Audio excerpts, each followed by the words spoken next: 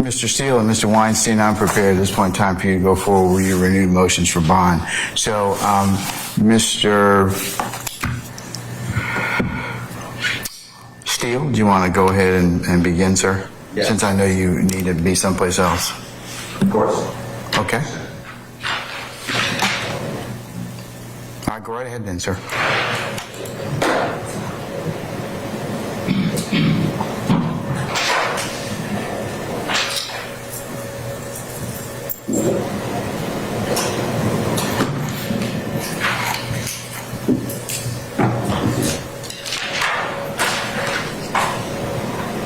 Good morning, Your Honor, Madam Prosecutors, Mr. Prosecutor, all the lawyers here on behalf of the other people, on behalf of Mr. Jeffrey Williams, Mr. Adams and I would like the court to reconsider its denial on 2 previous occasions of bail. We filed this motion on April 24th, 2023, and we allege that Mr. Williams has been in custody since May 9, 2022. It's the date of his arrest. As the court previously heard, and if you need me to go over it, I will, but I'm assuming that this honorable court remembers the previous bond hearings and all the witnesses and exhibits that we placed before the court. I do, sir. I assumed you did.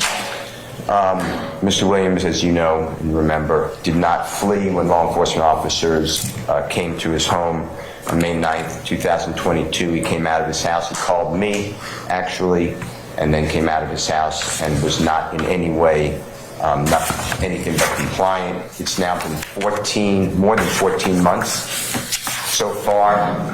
As the court may know and remember, the only potential nutritional foods consumed by Mr. Williams since May 9, 2022 include carrots, rice, lettuce, beans, and hot dogs.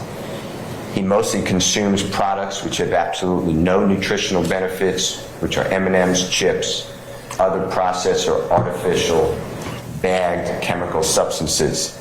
The lights, as the court may remember, in the small, isolated, solitary cell that Mr. Williams is housed in an off-site county.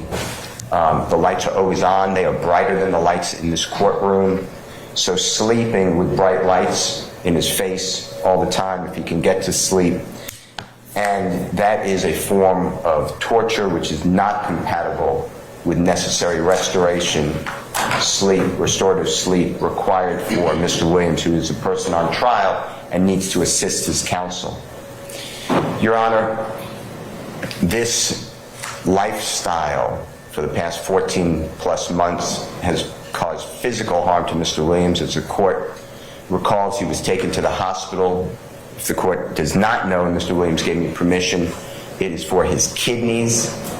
Mr. Williams was raised in total poverty. He is used to not seeking medical help because he could not afford saying when he was injured or hurt. But he comes in this courtroom every day, writhing from pain from his kidneys.